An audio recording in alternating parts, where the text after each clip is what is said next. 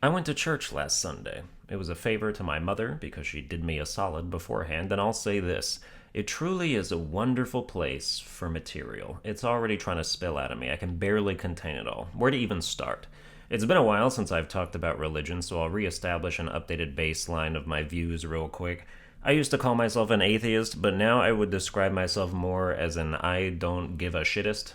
I am not going to come out here and try to definitively say there is no higher power as if anybody can be 100% sure without trying to disregard their ignorance in a way that isn't earned. Like, what kind of research did you do? What makes you think you're capable of perceiving everything in the universe? What if something's outside the universe? Whoa. Humans are far from masters of the universe, and who knows how small a scale the universe is really working with, but there's been a lot more evidence of alien activity than divine activity. The Pentagon basically confirmed the existence of UFOs a couple years ago, and nobody even cared. Which makes you wonder if the proven existence of a god of some kind would even make a difference to society. I would hope it wouldn't make a difference to me. If a god exists, I'm like, cool, leave me out of it. Just trying to live my own life out here with a distinct lack of prostration. And I've heard of gods, many different ones. I've read their tales and been told of their deeds, and I gotta say, they all sound the same to me in a bad way. You get into Greek or Norse mythology, you see a common trend of gods being petty, backstabbing scapegoaters who are allergic to accountability and primarily driven either by selfishness or by a virtuous emotion taken to such an extreme that it distorts and becomes evil. Everyone can look at Greek or Norse myth and say, wow, those gods, for all their holy esteem, seem laughably human, fickle, and prone to corruption. But Bible God is hardly different. This guy brings about plagues, floods the whole damn world, routinely tests people's faith in him with sick games, like Abraham and Isaac, for example. Dude, I have a Bible next to me as I type this, and I feel like I don't have any choice but to tell you Sunburned Albino's version of this entire story front to back, because there are such ridiculous details in here, mostly unknown to the general public, that just have to be broadcast to everyone within earshot. So first of all, Abraham isn't even his original name. Before all this Isaac stuff happens, his name is Abram, the son of a dude named Terah who lived to be 205 years old because they didn't have McDonald's back then. The Bible says Terah became a father when he was 70 years old, which is like 32 in Old Testament times. That sperm stays fresh forever. Anyway, the story of Abram begins with God coming out of literally nowhere and saying, hey, leave your country, your people, and your grandpa dad's house and go to this place I'll tell you about later, and if you do, I'll give you a whole-ass nation to build. So he does. He takes his barren wife, his nephew, and, I quote, all the possessions they had accumulated and all the people they had acquired. Now, I've accumulated some possessions, but I can't say I've acquired any people. We really missed out on slavery back when it was about class instead of race. I could use some Muslims to help me around the house. They're the poorest religious group, in case you still thought I was being racist instead of just an asshole.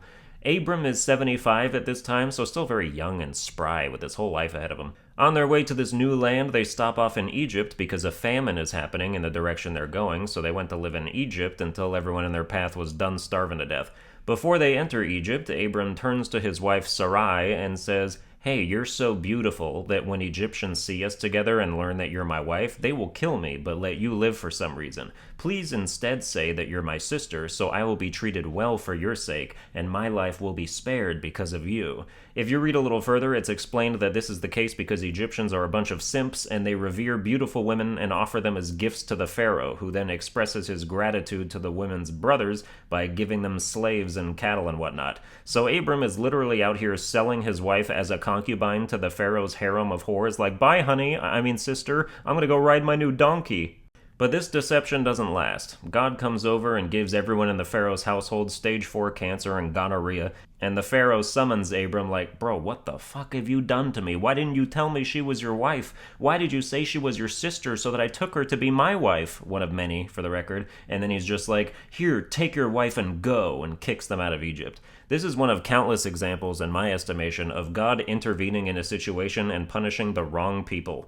Abram lies to the pharaoh, who then showers him with gifts under a false pretense, and takes a wife the pharaoh honorably bought and paid for, and God leaps from the shadows like Merrick from Yu-Gi-Oh! Stop right there, pharaoh! You've activated my trap card! AIDS! Abram's the one who lied, and God doesn't do or even say anything to him. I'm pretty sure Abram got to keep everything the pharaoh gave him too, because the next passage talks about how rich he is now. In fact, he and his nephew Lot are so rich they can't even stay together anymore because it's like two moving kingdoms overlapping each other and getting in fights and territory disputes. So they separate, and Lot goes and settles near the city of Sodom, otherwise known as Anal Avenue. This next part introduces a war, and I'm just going to read this next passage verbatim because, well, you'll see.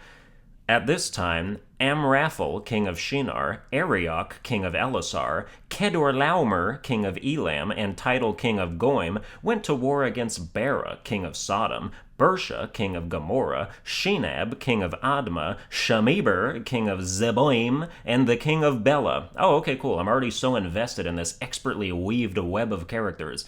Basically, two different factions of kings did some skirmishes, and the allied kings who were against the team that included the king of Sodom kidnapped Abram's nephew Lot from Sodom because I guess they just took all the rich people.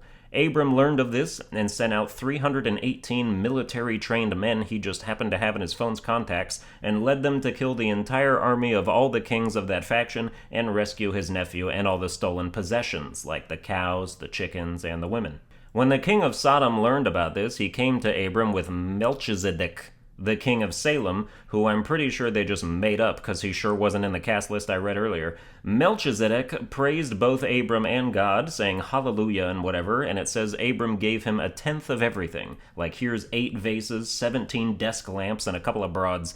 Then the king of Sodom comes up and says, "Give me the people and keep the goods for yourself." And I think we all know what the king of Sodom wants to do with all those people. Abram rebukes him, saying, "I have taken an oath that I will accept nothing belonging to you, not even a thread or the thong of a sandal, so that you will never be able to say, 'I made Abram rich.'" But Abram, you're already rich, my guy. You're the owner of a small nation. This king gives you sandal thongs that probably need to be thoroughly washed first. That isn't going to raise your status. This Bible I'm reading has spark notes at the bottom of every page where they summarize the passages you just read and tell you how you're supposed to feel about them, and it says for this that Abram didn't want the king to be able to say he made him rich because he wanted all of the credit to go to God instead.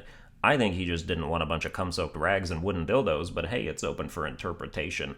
But now we finally get to the son part. Abram calls out to the Lord "Oh Lord, I have no son, so a random servant in my house will inherit my estate." And God's like, "Yeah, no shot is a servant gonna inherit your estate. You'll have a son. Source, trust me, bro. I said I'd give you this land, right?" And Abram's like, "But how do I know you'll give me the land?" And God's like, "Bring me a heifer, a goat, and a ram, each 3 years old, also a dove and a young pigeon. Don't ask why." So Abram brings him all that, cuts all of them in half, except not the birds, a detail they feel the need to mention, and then he falls asleep, and God comes to him in his dreams and says that he will have a ton of descendants who will live bountiful, blessed lives, but first they'll be enslaved for 400 years, because that's how the Bible works.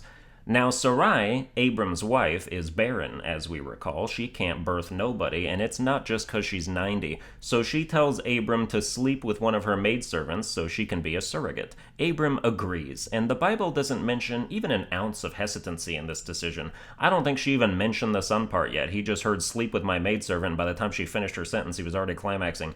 So he does the deed, and the servant gets pregnant, and when she does, she begins to despise his wife. So his wife, in typical wifely fashion, says, "Abram, this is all your fault. I had an idea, and you agreed to it. You are responsible for all the wrong I am suffering." Abram says her servant is in her hands and she can do what she wants with her, so Sarai started mistreating the servant and the servant ran away, pregnancy and all. An angel finds her later and starts quoting lyrics from Cotton-Eyed Joe like, "Where did you come from? Where did you go? Where did you come from, Cotton-Eyed Joe?" The servant says she's running away from her mistress, even though in modern times we would call this servant the mistress, so it's kind of confusing. But the angel says, "Go back to your mistress and submit to her, and I'll give you 1,000,000,000 kids." The angel says to name her currently carried son Ishmael, and that he will be, and I quote again, "a wild donkey of a man who will live in hostility to all his brothers." Oh, what a blessing. So Abram's out taking a stroll one day after Ishmael is born, and God appears like a homeless man jumping out of the bushes, declaring, "I am God Almighty. Walk before me and be blameless." And then it says Abram fell face down, which I assume means he prostrated himself, but I like to think he just tripped. This is where God changes his name to Abraham, which means father of many, because he's also telling him he'll be the father of many nations, and just generally buttering him up because this blessing comes with an absolutely massive catch you may have heard of. He's out here like, I will give you land as an everlasting possession. I will make nations of you, and kings will come from you. You will undergo circumcision. Wait, you said what now? Every male among you who is 8 days old must be circumcised. Abraham's like, okay, but I'm 86. You must circumcise yourself. Can't we just do Ishmael and have him kick it off? No. Then God changes the subject like nothing happened. As for Sarai, your wife, you will no longer call her Sarai. Her name is Sarah now, and I will give her a child by you named Isaac. God out here whitewashing people IRL SMH. Give her a child by you. Yeah, Abraham's about to cut off his foreskin. I'm sure he'll be able to perform for Sarah later. Hope the bandage doesn't unravel in there. Abraham trips again and starts laughing about the idea that a 100-year-old man is about to impregnate a 90-year-old woman before going about his newfound duty of circumcising not only himself but hundreds of men in his household. He circumcised them all. They called him the schlong slicer, the dick dicer, the manhood executioner, the Jewish guillotine.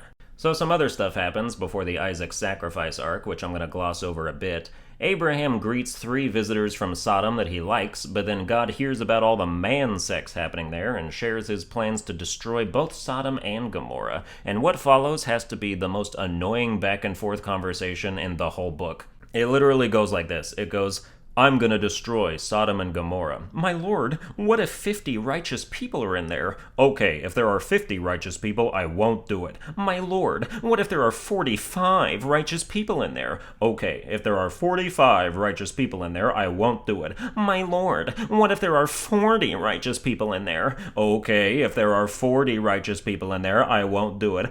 My lord, what if there are 30 righteous people in there? Okay, if there are 30 righteous people in there, I won't do it. My lord, what if there are 20 righteous people in there? Okay, if there are 20 righteous people in there, I won't do it. My lord, what if there are 10 righteous people in there? Okay, if there are 10 righteous people in there, I won't do it. And then it just stops. Is 10 the cutoff? Would the Lord sacrifice 9 righteous people to destroy a wicked city?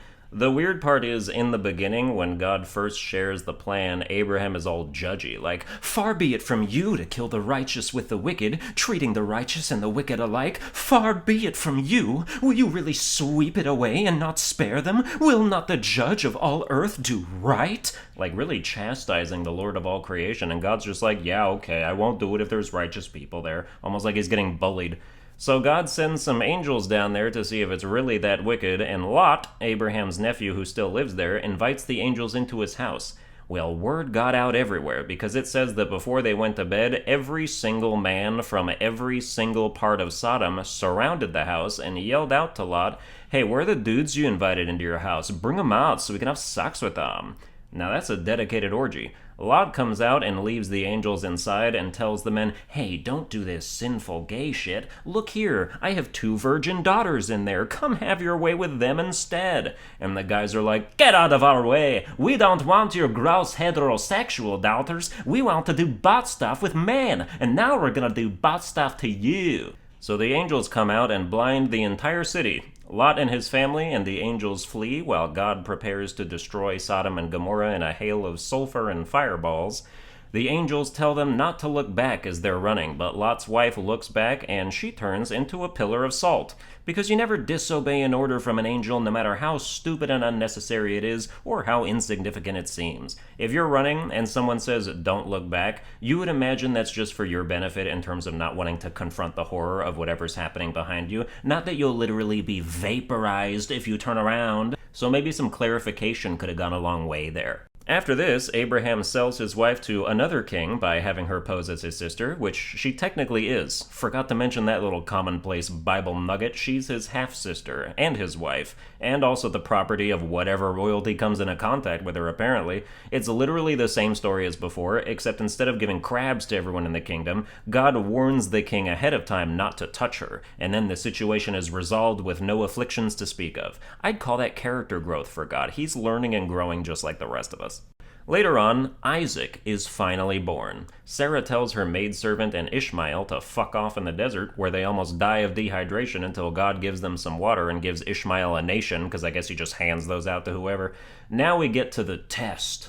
The fun little games God likes to play to make sure his followers are still absolutely subservient to his every whims, to strike deep fear into their hearts, to keep them on their toes, things any kind being would do.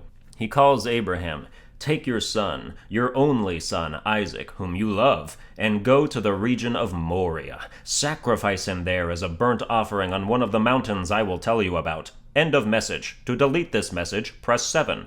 The petty manipulation here is crazy with just those 3 words.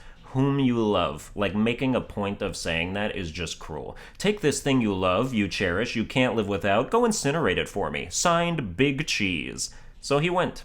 He traveled 50 miles to the mines of Moria from the Lord of the Damn Rings to sacrifice his only son, who isn't his only son, because, like, Ishmael. But I guess Ishmael is the Bruno of the Bible now, and we don't talk about Ishmael.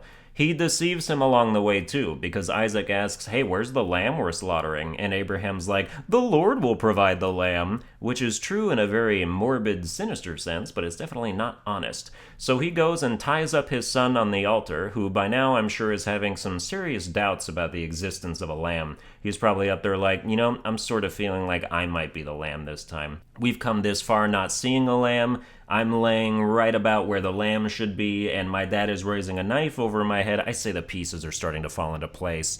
But an angel calls out to Abraham and says, "Abraham, do not lay a hand on the boy. Now I know you fear God, because you have not withheld from me your son, your only son." Again, Ishmael. Why did the Lord memory hole this man? I don't know.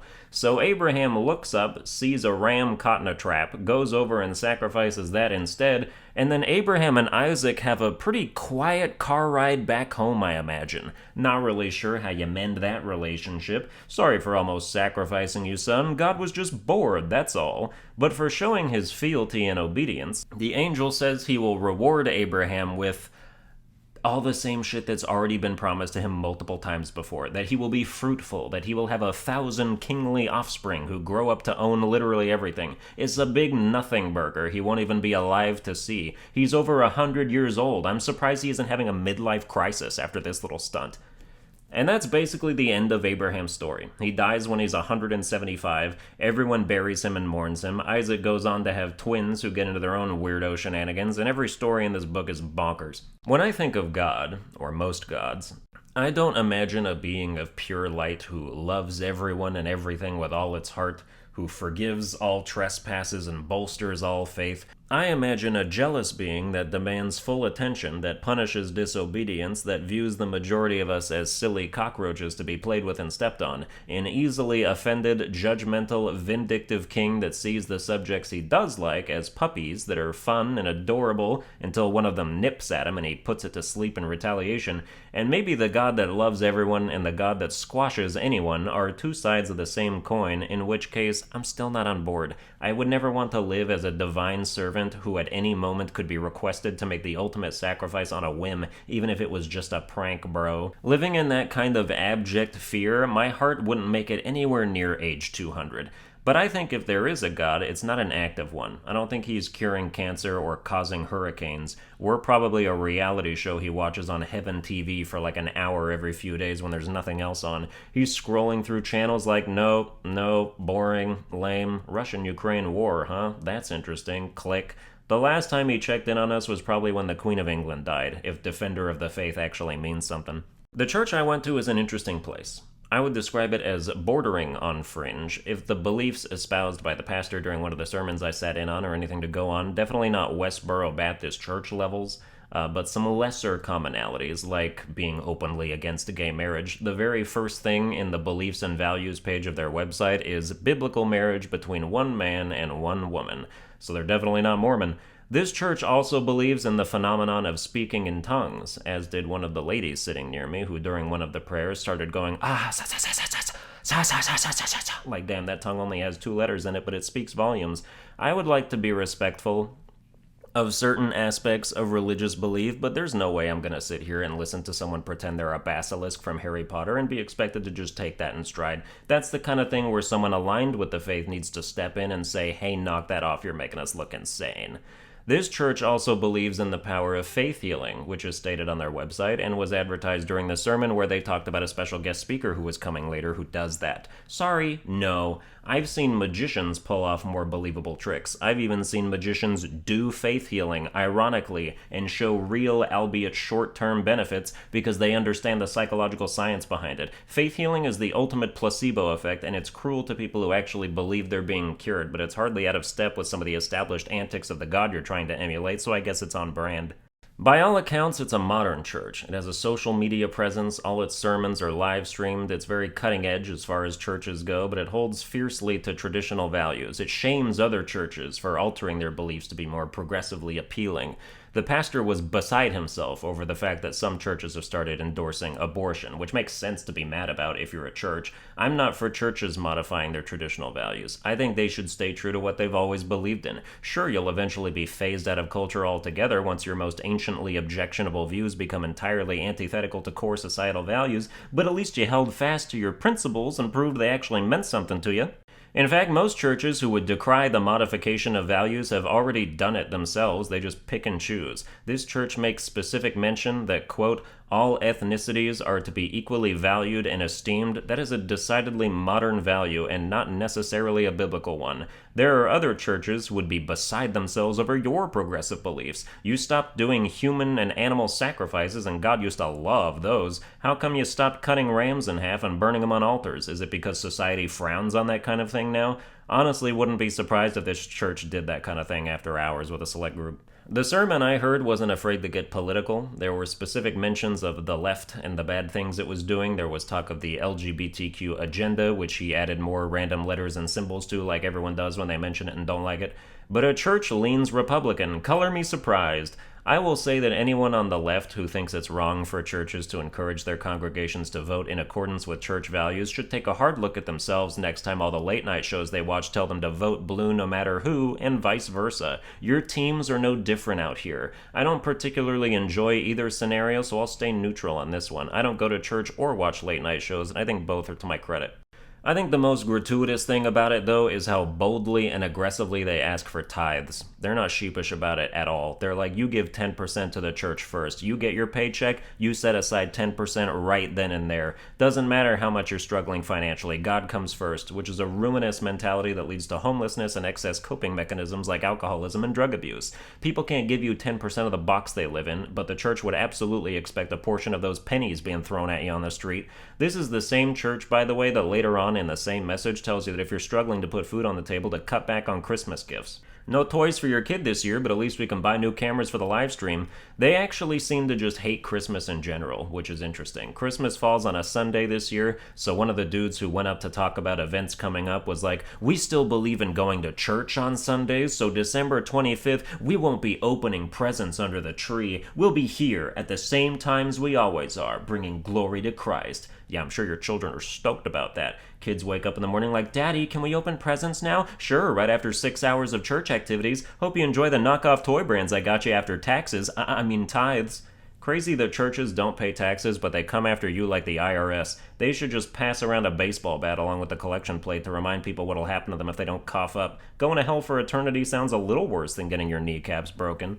But the majority of the church experience is the people, who before and after sermons are like black holes trying to suck you into their conversational orbit. You're trying to get out the door and just get vacuumed up by one churchgoer after another, have a 5-minute conversation with them, finish things up, take 2 steps in a direction, get immediately stuck to somebody else. It's a glue bomb minefield out there, and the people are very nice, and that's part of the problem, because they actually want to meet you and listen to you say things, and I'm not somebody who likes saying things that I'm not reading off a script like this one. I don't have good social skills. I don't want to be unprepared for questions and give accidentally misrepresentative answers. I don't want to accidentally say nice to meet you to someone I ran into a month ago. I just want to go to the car and sit there while my mom tries to wrap up a conversation by asking 3 more questions. She'll literally stand there like, well, we're gonna head out now. Nice talking to you. How was your day? How's your family? Do you have any large anecdotes?